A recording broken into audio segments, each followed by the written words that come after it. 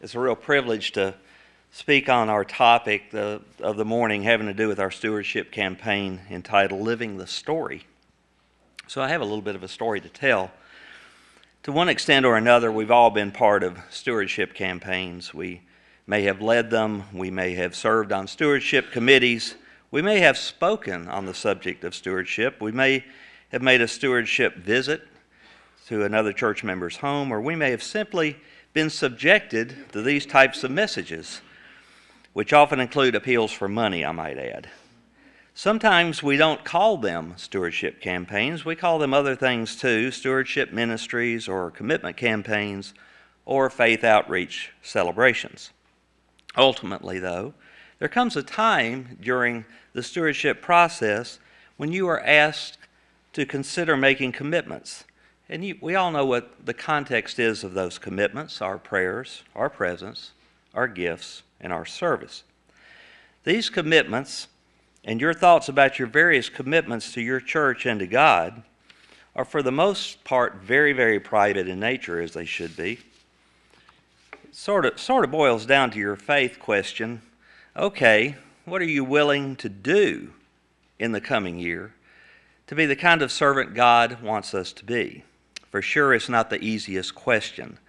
When my wife Sharon and I think about and talk about stewardship commitments, we tend to think about how our decisions fit into a bigger picture, like our church family.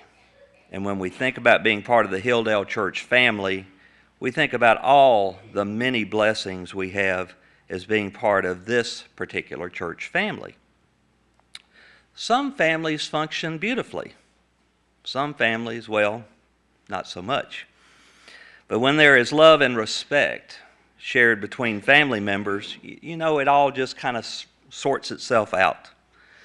For me personally, I feel so truly blessed to have been born into this congregation. That certainly makes it easy for me to think of my Hilldale family as my very own family, because heck, it is my family. Of course, my perspective is so very different from someone who might just be visiting Hilldale for the very first time, or a young family who's trying out this church to see if the fit is right for them, or perhaps a mature couple who may have attended here for a while but perhaps hadn't quite found themselves at home or as comfortable as they would like to be.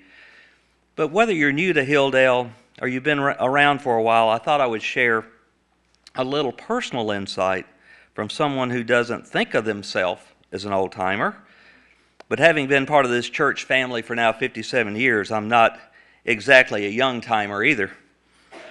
My parents, Dr. and Mrs. Leon Bibb, were founding members of this church. When the earliest meetings about the possibility of the new church being formed, when they were held, Margaret Bibb was pregnant, and she was carrying me. That means they left the safe haven of the mother church, Madison Street United Methodist, and along with others, young and old, started meeting at Moore Elementary School with the first worship service in the Moore School Auditorium on September 12, 1954. That means, for me, I was 3 months and 17 days old at the time. Don't quite remember that. And somewhere in those school auditorium worship services and meetings in each other's homes, a shared vision and a shared vision of faith quickly came into being for a new church on a hill near the brand new Clarksville Memorial Hospital, which had just opened the previous April. A few years back, now well over 20 years ago, Kathy Bearden wrote an amazing song as part of a stewardship campaign entitled, "Hilldale, You're My Home." To me, the key phrase in her beautiful lyrics was the following: "This church was built by faith. Never were there truer words.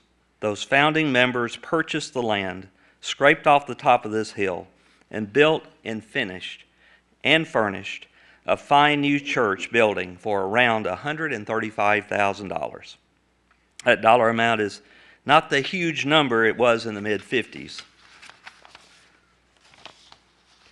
The family atmosphere at Hilldale was clear from the very beginning.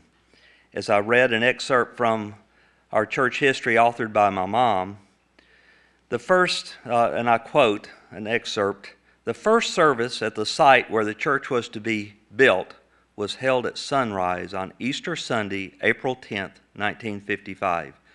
Leading this memorable service were the youth. It was the youth leading that service, who erected a cross of saplings. The new church family moved very quickly to construct and move into their new church home. Ground was broken in May. The cornerstone was laid in August, and the first worship service in this sanctuary was held the following January 1st, 1956.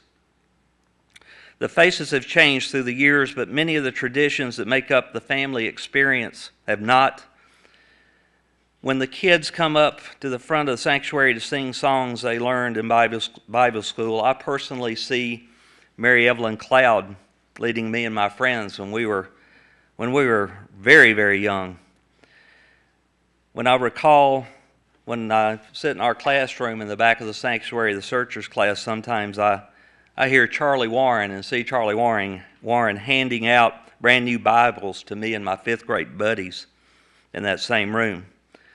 Whenever we attend a wedding here, I relive our own wedding in the sanctuary 33 years ago.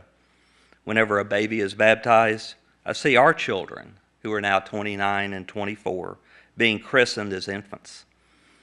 Whenever we attend a funeral service in the sanctuary, I recall the celebration of my dad's life after his passing. Every step of the way in my life, I've been so fortunate to be a part of a bigger family than just my blood family. And that is my Hilldale family. Sharon has lived it and has felt it. She married into this church family. Yes, times have changed and faces have changed, but I feel the original vision of the church's founders is alive and well. A strong fellowship of faith persists.